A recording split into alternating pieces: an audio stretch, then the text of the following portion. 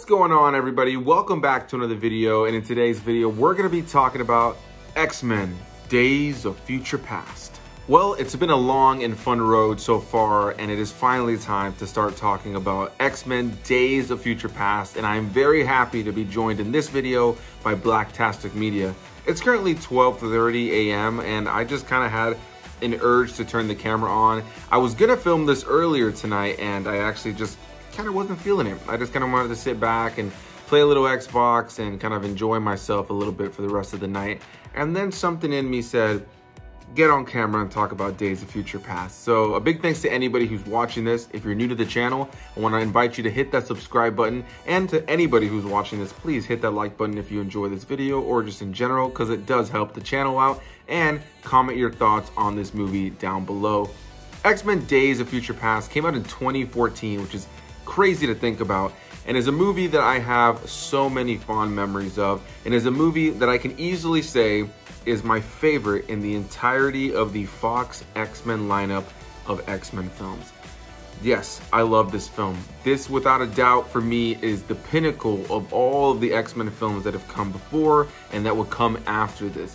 This is a love letter to the original set of X-Men films that started it all, and something that would combine it with where they were at this point in the franchise, having just done things like First Class. So if you've been following my X-Men series of reviews, you know that I've already covered things like Dark Phoenix and New Mutants, and things that came out in theaters since I started this channel. But everything else, I've been having a various different guests on every single time, and we've just been talking about the movies. And so the Wolverine I did with Sidney Volpe, that post-credit scene at the very end of the movie teases the fact that, we have Professor Xavier and Magneto showing up to see Logan for the first time after, Xavier should be, completely destroyed because of what happens in the third film.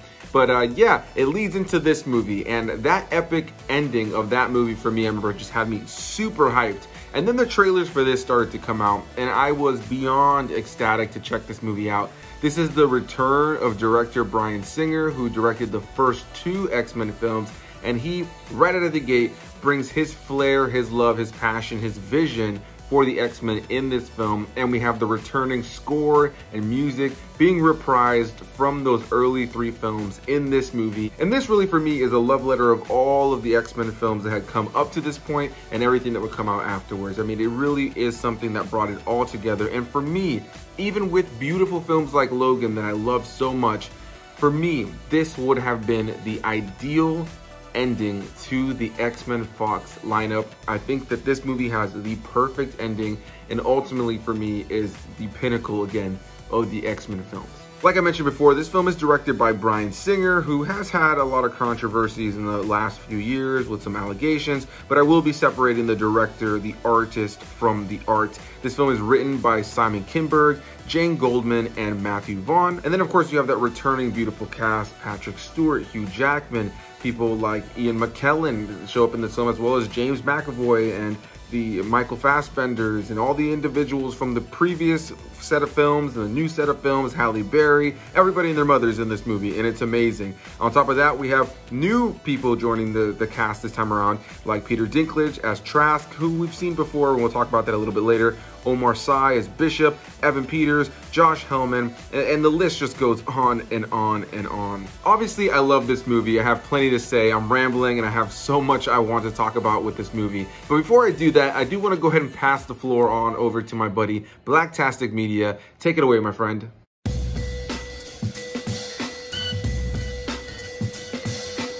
Ah, yes. X-Men Days of Future Past. I gotta be upfront. This is absolutely my favorite X-Men movie. Bryan Singer is my favorite X-Men director out of the whole franchise. My favorite films are 1, 2, and this one. Anthony Perez, thank you, my brother, for having me on to talk about this film. I'm gonna let you do all the details and plot points and stuff. I'm just gonna fan out and gloat about how much I love this movie, man. Oh my God. Opening night, I went to the screening the night before on a Thursday. Dude, I went by myself. sat in the crowded theater with a bunch of X-Men fans, and we had a blast. I went seeing it again with family and friends a couple of days later. Loved this movie. When I got it on DVD and Blu-ray, I wore it out. Then I went and got the roll cut and wore that sucker out too. Bryan Singer has never been sharper. This movie is amazing. And I never thought the opening of X-Men 2, X-Men United, could ever be topped. The intro of this movie to me is the best intro of all X-Men movies. The future world looked amazing, the colors. For the first time, you got Iceman actually making an ice bridge as he's interacting with his fellow X-Men in battle. The special effects and the way they were moving that opening scene was extraordinary. I'm like, wow, this movie had Sentinels. I'm like, are you serious? Man, easily this movie had the biggest scope of all X-Men movies. And let's cut to the chase. You got the old X-Men hooking up with the new X-Men. Oh, man. I remember seeing the trailers years ago leading up to this movie. And I'm like, man, this looks really good. Quicksilver. Probably the best scene in the entire movie. You know, when I was a kid growing up, the faster you run, the slower it looks. I remember watching The $6 Million Man as a kid. And Steve Austin would be running 100 miles an hour, so to speak, right? But they slowed it down. He had that music. This movie did the same thing. They slowed it down, played a classic song. He tilts his body. He's running sideways on the wall. He's taking people's fists, turning it so they can punch themselves. Just very inventive. And it was smart to make Wolverine the main character that goes back in time to 1970. It differs from the cartoon, but it was a smart choice because in the movies, Wolverine is everybody's favorite X-Men. And Hugh Jackman did a wonderful job, man. They played classic songs from the 70s by Roberta Flack as he's walking through the window showing the crack of that ass. Hey, Hugh Jackman, you are sexy. Watch your mouth. This movie is great. Magneto has never been better. You know, I remember seeing interviews with Stan Lee, how he felt that Malcolm X, Martin Luther King were his prototype to make these characters between Professor X and Magneto. They both had the same ideology, but they both attacked the government in a different way. And there lies the difference. Same cause, but different ideology in order how to deal with the system. And the enemy in all these movies is the government. And this is just brilliant, brilliant. X-Men is the only comic book that I ever loved and could relate to. And I don't read comics, but when I was introduced to X-Men by my cousin years ago when I was a little kid, I'm like, that is cool. You're not aliens, you don't come from a different planet, you don't get bit by a spider. No, you are born with your powers. And in this case, you're born with the defect and you have to make it a superpower. You know, you got teenagers who finding out who they really are, and that's something that's relatable. You got all these different races of people living on this planet, and we're all born different and we look different. And we're ridiculed and we're persecuted because of the way we look, and sometimes because of the color of their skin. Me, X-Men are relatable. I know what it's like to be treated different for being black. And when I watch the X-Men, I'm watching myself and my fellow compadres that go through what I went through. I can't relate to Superman, 6-foot white dude with blue eyes and perfect hair. Can't relate. X-Men characters, I can totally relate. You didn't ask for this, you're born with it. And it's really, really cool concept. But this movie, oh man, you got Magneto lifting a stadium, RFK Stadium in Washington, D.C. Wolverine is savage in this movie. All the characters get a chance to shine in this movie. And Bryan Singer had the perfect balance of everybody. Even Storm was cool in this movie. Storm had the toughest transition of everybody into the real life movies. But this movie, Storm was awesome. Xavier talking to his younger self. Just mind-blowing. Absolutely mind-blowing. This is damn near a perfect movie. And then the climax, the third act, got the Sentinels coming. You got Wolverine digging his claws into this metal, fighting these giant robots. I wish Quicksilver was in the third act. That's the only thing I regret. I just wish Quicksilver was in the third act. That would have made this movie monumental, even better than it already is. But it's great. Oh, it's great. Oh, man. I can't say enough, man. You know, again, I can't talk about plot points and stuff. I'm geeking out how much I love this movie. I watched it over and over and over, this movie. And then you got the cliffhanger. You got the scene at the very end of the movie hinting to the next film, which is Apocalypse. I'm like, oh, they going there? Yeah. Movie didn't turn out great, but that end credit is incredible. All your favorite characters are back, and they play a key role, man. Just, damn, this movie's good. And going back in time to 1970s, the cars, the outfits, the music. Oh man, I love it. And Hugh Jackman, he was just great in this role, playing a fish out of water. Though he's been around for centuries, you know, he should know better. But yeah, you know, Wolverine is the man. That's why they did 3, you know, other movies that are outside the X-Men universe just based upon the character. He's everything in these movies. And for him, up until Logan came out, this is one of his best performances, man, because it was emotional. The stakes were absolutely high in this film, and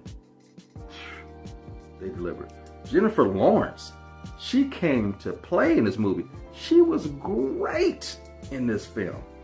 Later on, she kind of lost, you know, the casual, you know, tendency to be a great actress in this film. I guess she got tired of putting on the makeup, whatever, I don't know, but she was great in the scene she was in. Like I said, Bryan Singer knows how to direct Mystique, the way she moves and stuff. And in this movie, Mystique was amazing. God, I love this movie. Absolutely love this movie, man. And yeah. Charles grew out his hair. He's a drunk in this movie. I thought I'd never see him like this, man. It was so cool to see all these different facets of all these characters we've grown and loved over the years, man. Yo, Perez, I'm done just bragging how much I love this movie. I'm gonna leave it up to you, brother. Bring it home. Again, thanks for having me on. X-Men, Days of Future Past. Whew. One of the best comic book movies, period. I'm out. And it's just my point of view. A big thanks to Tajaya from Blacktastic Media for joining me here in this review. You know, when I ask people to join me for reviews, I very rarely know what their opinion of the film is, or if they've even seen the film. I usually, for myself, just think, oh, I would love to see that individual say some words about that movie. And so I thought to myself, Days of Future Past, such an intriguing film. Blacktastic and I have covered so many films here on my channel, and I wanted to see what he had to say about this one in particular when it comes to the entire X-Men series. And I am thrilled to know that we pretty much have a very similar outlook on this film. This is a movie, like you mentioned, that is just great, and it's a culmination of everything that came before, and you know, it's still the pinnacle of this series in my opinion. There's so much about this that is a love letter to the comics, to these characters, to the previous films, and it brings everything together with such a nice little bow on top with a perfect ending that ultimately I think is kind of ruined by the existence of Logan, but we'll get into that in a moment. But overall, I really thoroughly enjoy this film, and I find it to be a very well-written film with a lot of emotion, a lot of heart. There's huge stakes on the line, and ultimately is a film that rewrote the whole timeline, and in a lot of ways kinds of makes some of the earlier films irrelevant, but you know, I think had they ended it here, it would have kind of felt more meaningful. So you guys know what this movie's all about. Wolverine sent to the past to try to stop the Sentinels from being made, and more specifically, stop the Sentinel program from getting Mystique's DNA in order for them to use her ability to kind of, you know, make these Sentinels even more powerful, giving it the ability to take on any mutant that it ends up facing. And yeah, overall, this is just an entertaining movie that's well-paced from beginning to end. The way that this film fuses the cast from the older X-Men films and from the newer X-Men films is seamless. You know, if you saw my review for First Class that I did with the Big Rob Theory, you know that there were certain elements of that film that, you know, I didn't really love rewatching it this time around, most notably things like Jennifer Lawrence as Mystique. I love her as an actress. I love her in most things I've seen her in, but I wasn't crazy about her in that role. It wasn't necessarily her performance. It just was how disconnected that performance felt from the version of Mystique that we'd see later on. The makeup, the look, everything about it just didn't work for me. And in this film, she's central to the story. She's a core element to the narrative, and I think she's fantastic in this movie. She looks way better, and I think a lot of that has to do with Bryan Singer coming back and trying to keep it consistent with the films that he had already made. But yeah, she's way better in this film in terms of as a character level. The performance is fantastic. The look, the feel, the vibe, it's so much better in this film than in the previous film. And I just think that they do such a great job with this movie overall with all the characters.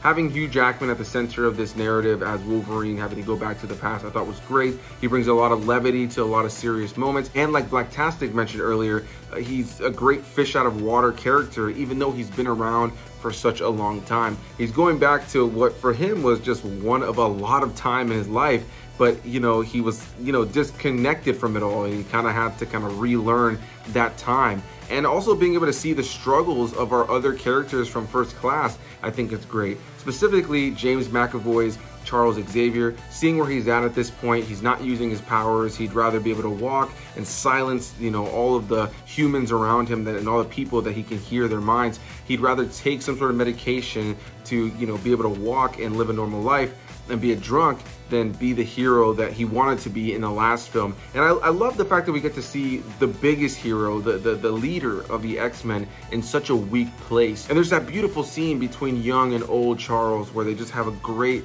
little moment of dialogue where older Charles inspires younger Charles. All those voices. So much pain. Man, I just think that scene is so well done. The performances across the board in this film are great. The special effects are top notch. This is a movie that, if you've never seen it before, if you've never seen the X-Men movies in general, if you were a comic book movie fan and you have not seen this movie, I don't know what to tell you. This is a movie that is a must-see in the X-Men series overall, and as a must-see, I think, as a comic book movie fan. I think there's so much to this movie on a filmmaking level that is just top tier. You know, I think for a franchise that has a lot of ups and downs and mediocre installments in the series, it's amazing to have films like this. This is a film that I'd put up there with the Avengers films. This is a film I'd put up there with some of the best comic book movies of all time. I think this is a film that gets the X-Men the most and the best. It's funny, it's action-packed, it's really, really emotional at times. There's a great sense of stakes, and there are so many fantastic moments between these characters. I've said it in my review for First Class with the Big Rob Theory, but Charles Xavier and Magneto have to be, without a doubt, two of the greatest characters ever created in anything. And thank God we've had people like Patrick Stewart and Ian McKellen, and then James McAvoy and Michael Fassbender playing these characters. Their chemistry is phenomenal in this film. Seeing the younger cast, the older cast, and then being able to have moments like the two Charles talking to one another. is just beautiful. There's a great quotable line here that has become even more quotable. You still believe? Just because someone stumbles, loses their way, it doesn't mean they're lost forever. Overall, I really thoroughly enjoyed this movie. Rewatching it, I was 150% engaged. You know, rewatching all of these films, there were times in certain films I've lost my interest at times. There was moments in these films where I found myself a little disconnected or a little bored. And there were moments that we kept looking over to each other and just thinking, this is such a good movie. There was not even the slightest bit of boredom. There are so many moments where you're smiling or laughing or engaged in the narrative, engaged in the characters, and everybody is so good here. And there's a huge sense of stakes in this movie, and being able to see what's happening in the future that's also happening simultaneously with the past, I think is fantastic. And I just really thoroughly enjoy, you know, the way that they handled that, the way that Bryan Singer and all these writers came together to create a narrative that is compelling, fun, engaging, consistently keeping you guessing, and has a lot of players in the mix without it ever feeling like it loses too much focus, and without it ever losing that central focus on Wolverine as our main character. Now, I want to talk specifically about some of the newer cast members in here. If you guys have gotten this far into my X-Men series of reviews, you already know my thoughts on all of the older cast members, whether it's in the First Class, you know, movie, or anybody who's in the previous three, the main three X-Men films from the back in the day, you know, X-Men Origins, The Wolverine. I've covered all of that. You guys know I love Hugh Jackman, Patrick Stewart, Ian McKellen. Everybody did a great job in those films, even if some of the writing and certain elements weren't always the greatest. I really thoroughly enjoyed that. And so seeing them all here, especially with that happy-go-lucky ending at the very end, is just, it's just a nerdgasm moment. So we already know that, right? So let me not completely spend time on that. Let's talk about the elements here that are completely new. And one of those things is Peter Dinklage as Trask, who we saw in X-Men 3, and again, just leans into the inconsistencies with the timeline consistently that I've talked about in all of these videos. Yeah, Trask in the third film is a black man, and Trask here is a much younger, white, small man. So yeah, again, timeline consistencies right out the window. Another one I just want to touch on is, I believe, Josh Hellman, yeah, who plays Stryker in this film, who we would see reappear, I believe, in Apocalypse. I could be wrong, but you know, we do have Josh Hellman as this younger version of Stryker. The various actors that we've now had to play Stryker, it's just all over the place. I love the original interpretation from X-Men 2. I do like what they do with him here too, but man, it just, at this point, the inconsistencies do make me roll my eyes, especially when there's consistent recast and just not attention to any sort of age detail in these characters. And then definitely one of the biggest standout elements that came from this movie that gave us one of the most iconic scenes in the film, Evan Peters as Quicksilver, Pietro Maximoff. Yeah, I really loved being able to see him in this movie, in this franchise. I remember when they first announced it, I was excited as hell, and being able to see his big Quicksilver scene in this movie that they would try to kind of copy in the next two films, I thought was great. I really thoroughly enjoyed his whole feel and vibe in this movie. Evan Peters is an actor I've really thoroughly enjoyed ever since I started watching American Horror Story back in the day, or even something like Sleepover from way back in the day, which my sister would play all the time. But yeah, Days of Future Past for me is a fun, exciting, action-packed X-Men film that is funny. It has moments of serious elements and stakes, but so many moments of levity. One of my favorite moments in the whole movie is this really, and it kind of just really encapsulates my entire feelings on this movie. And it's not even a big action sequence, it's a moment between characters. I already mentioned that Charles Xavier scene where they're speaking to each other, which is beautiful. That's one of the most beautiful scenes in the film.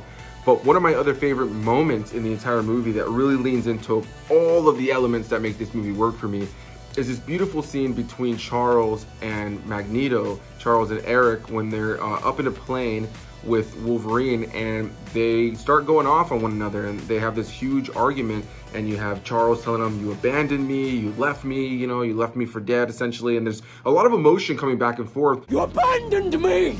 You took her away and you abandoned me! And then you have Magneto telling Charles, like, you know, all of our brothers and sisters, our mutant brothers and sisters, died because you decided to kind of stand by and just kind of let this happen. Where were you, Charles? We were supposed to protect them! Where were you when your own people needed you? And here I am trying to fight for, you know, mutant problems and you're in my way. Where were you, Charles? There's this great scene and they're going back and forth. And while Magneto starts going off on him, he actually starts, you know, kind of tilting the plane, starting to cause some problems, some turbulence, obviously, with his abilities. And he ends up throwing everything that's inside of this plane all over the place. And after this emotional scene, this great impactful scene, we got this hilarious line from Wolverine where he looks at him and goes, "You're gonna pick all that shit up?" Want to pick all that shit up? I love it so much. It's beautiful. I think that this movie does a great job of leaning into emotion, really heartfelt stuff here with a story that has ginormous stakes, a story that, again, leans into all the prejudices and takes from real life elements. And Blacktastic spoke on that earlier. You know, being able to really take real life prejudice and apply it to these mutants, I think, is something that has always been central and core to the X-Men stories overall. I really thoroughly enjoy the way that this movie is able to lean into all these heavy themes and also be a big blockbuster popcorn film, and is fucking hilarious. This movie is so funny at times. There are so many moments where I found myself smiling and chuckling rewatching this movie, and then moments where I just kind of had to remind myself to close my mouth because I was just watching the screen with my mouth open, just looking like probably like a drone, but completely encapsulated in everything that's happening. So I hope you guys enjoyed this very long video. I had so much fun just rambling my thoughts on this. Really quickly before we do go though, I do want to praise the composer of this film, Josh Ottman. He's composed so many films, including some of the original X-Men films. Yeah, look at his filmography of various things he's worked on. Incredible composer with such a great, you know, track list of music that he's created. Then as far as the cinematography, you have Newton Thomas Sigel, who, again, these two guys right here have some of the biggest, you know, just complete filmographies of different things that they've worked on in composition, with music, and of course with cinematography. Two incredibly talented people in a complete sea of talented people who made this film possible on a cast level. I mean, there are so many things to talk about in this film that you can talk about. So many cast members, returning cast members. And I should also mention this thought right here. All this is my review of just the normal version of the film. This is not a review of the Rogue version, the Rogue cut, which is, you know, different. It includes Anna Paquin's Rogue, which was not in the theatrical cut. But I just kind of wanted to review this one because it feels like the version that really matters. The Rogue cut is, you know, an interesting watch, you know, but I don't really think it's overly necessary, whereas there are other deluxe editions or, you know, director's cuts that are far, far better. But overall, as you can tell, X-Men Days of Future Past is a great time. I love this movie. Blacktastic loves this movie. But what do you think? Do you like this movie, or do you think this movie's complete trash? I definitely can't wait to hear what you guys have to say. Leave your comments down below, hit that like button, subscribe for more videos, and I'll see you guys in the next one. Bye-bye.